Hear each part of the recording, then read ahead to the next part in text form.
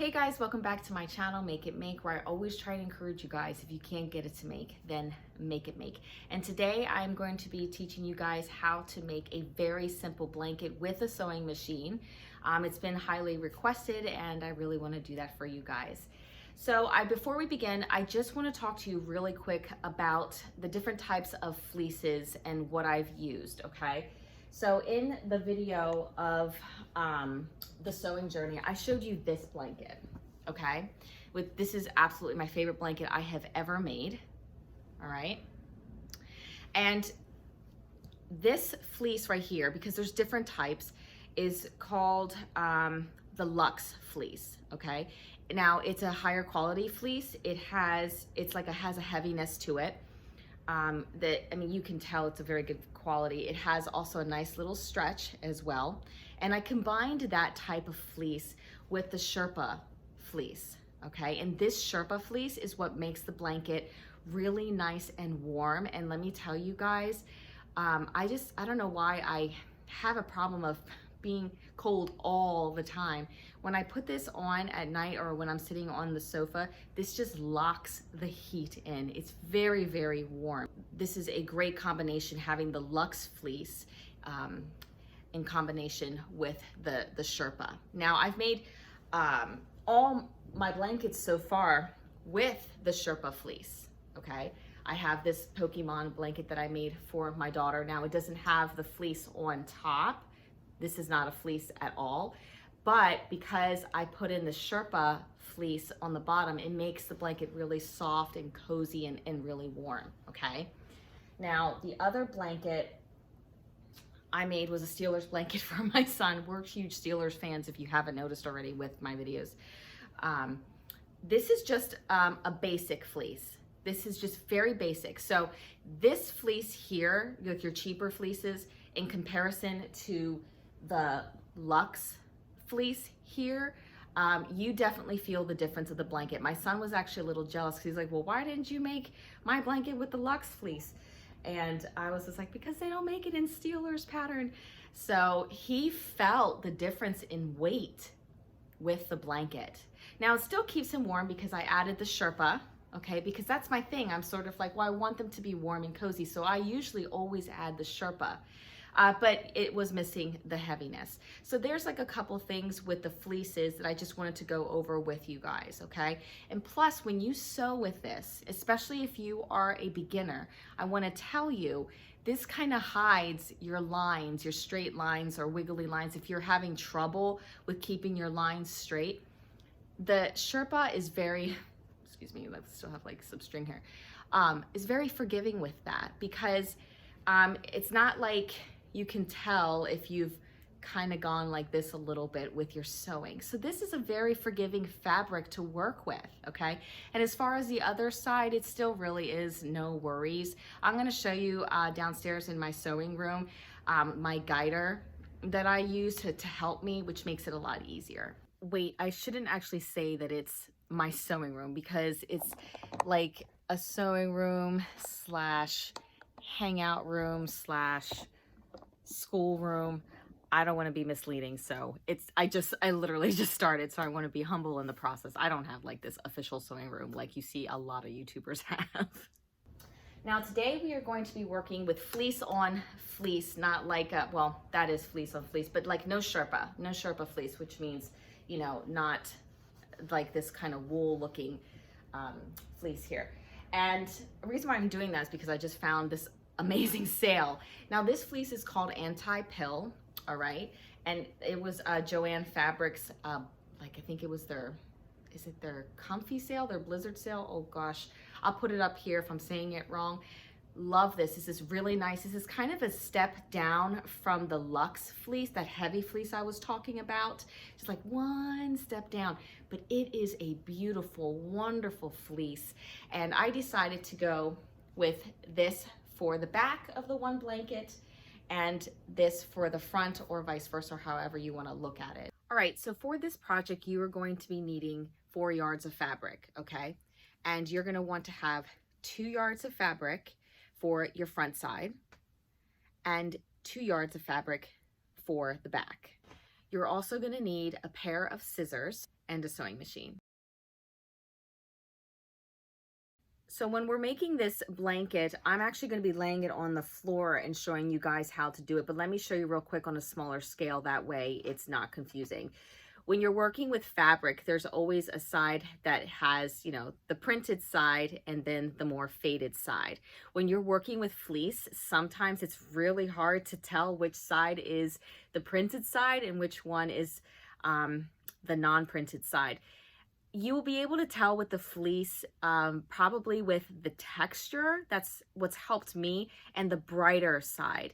So just to give you a heads up on that. So let's pretend this is our blanket. How we are going to lay it on the floor is I'm going to lay it out like this, where the printed side is like looking at me. And then I'm going to lay the other printed side right on top. So you want both printed sides facing each other as you're laying them on your table or on your floor, because we are going to be turning this blanket inside out at some point, okay? So we want both of the right sides facing each other, either on your table or on the floor. All right, so now let's do this. Take both pieces of fabric, lay them on the floor, making sure there's no wrinkles, and also making sure that both right sides are facing each other. And now I am just pinning around the perimeter.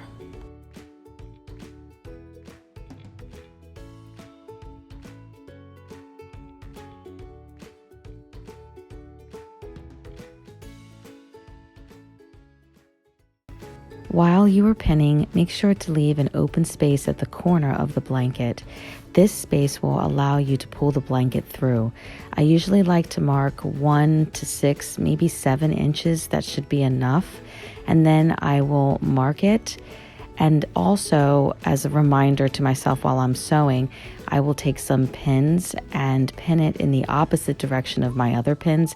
That way, when I'm sewing, it'll come up, and then I really need to know, or it reminds me, that I can't sew through that. All right, so as you were pinning your blanket, I just wanted to point out something here real quick. Oftentimes when I lay my fabrics flat on the floor, you're gonna see one of the fabrics is not aligned. No matter how, if I line it up on the side or on the top or on the bottom, there's always gonna be one side of it that's not aligned, and that's fine. I want you to just make sure that when you're pinning, that you're pinning both the front and the back. And when we're sewing it, I'll show you how to sew it. That way you're not like missing out on just sewing the top and not the bottom as well. You can take it over and have like one of those rotary cutters and kind of go through it to make it perfect. If you, I think, have a healing mat, I do too, but I found a way to kind of get away with that. So I'll show you that in a second. But I just want to say, if you see that, it's okay, don't worry about it. All right, so I have my blanket pinned on all 4 sides, ready to go and to be sewn on the sewing machine. I think I'm going to sew it about 1 inch in, just because of the marks that I have here on the fabric. I don't want that on my blanket, so I'm gonna start sewing like right about here, okay? And I'm gonna show you this little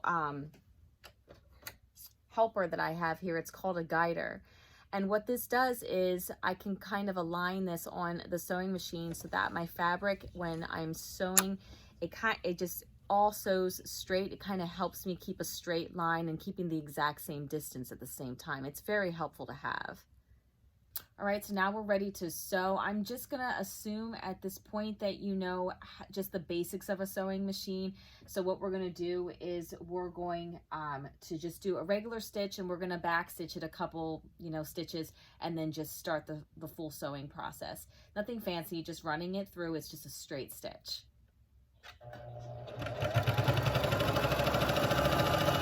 Now that everything is sewn around the perimeter except for your pocket, remember to leave that pocket open, I'm just going to be cutting the extra fabric around the perimeter just because it'll make it bulky, making sure that I also don't cut my stitches as I do this.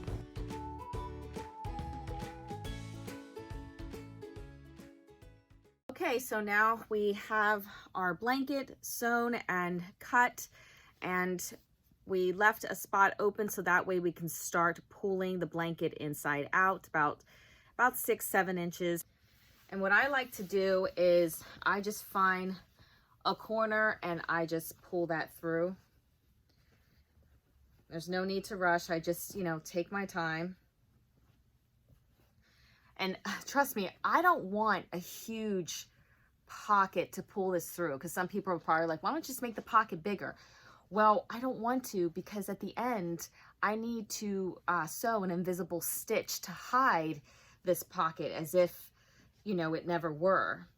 I don't want to sew over it and make it look unprofessional. The invisible stitch is really nice.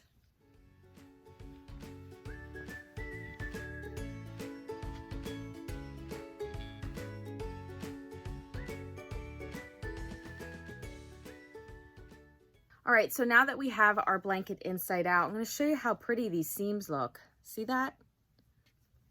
Try to get my corners out as much as I can here, or you can use a pen to kind of go in here and stick it out a little bit more if you want. But that looks really nice. Okay. All right, so what I'm going to do now is I'm going to start doing the invisible stitch on my blanket, because this part is still open, and I'm going to show you how I do that. Now, some people would just simply sew it like this, and I just think that gives it an unprofessional look.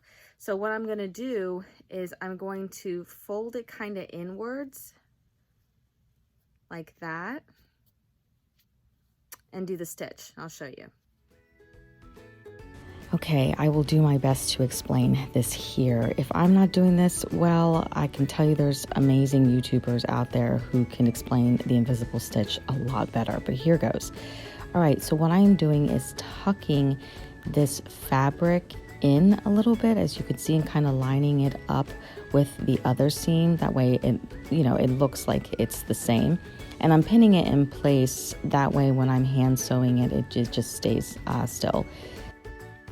So I'm going to start by taking my needle and pulling it through the inside of the fabric.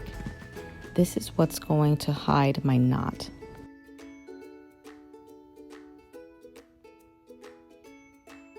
Then I take my needle going to the opposite side, the purple side, and going in through one end and out through the other, and I will keep doing that pattern, rotating sides. The stitches will form a zigzag pattern, as you will see here in a second, and then you just pull the string shut as if it were never there. Now that we've finished our invisible seam, we're going to take our blanket, and now that it's right side out, everything's taken care of, we are going to sew around the border. I'm going to say about a 1-inch seam to just sort of finish the blanket, make it look a little bit more professional, and kind of close it up. I mean, you could keep it like this, but you're going to have it moving around like that, as you could see that, and you don't want that. So sewing around it like this, putting in a seam right here the whole way around, it just really finishes the blanket off and makes it really look nice. So that's how I would do it, because if not, again, it just starts moving all around like that. So let's get started. And when you go to put it on the machine, as you are sewing, just kind of make sure that these that the seams are kind of flat like this. You're just going to keep moving and adjusting them as you sew. So again, I'm going to give it about 1-inch seam here.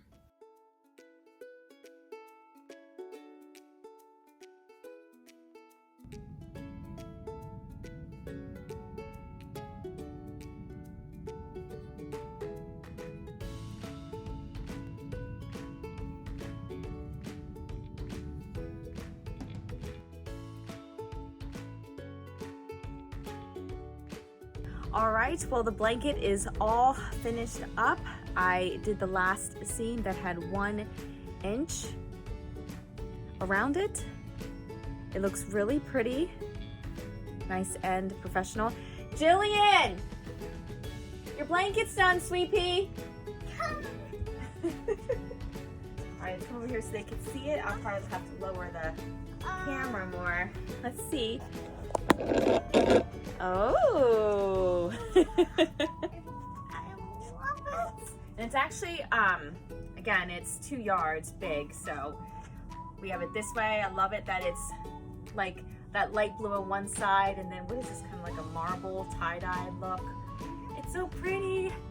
But yeah, guys, I think if you just have fleece on fleece, it will still be just as nice and warm. I hope you guys learned something today, and as always, take care and God bless.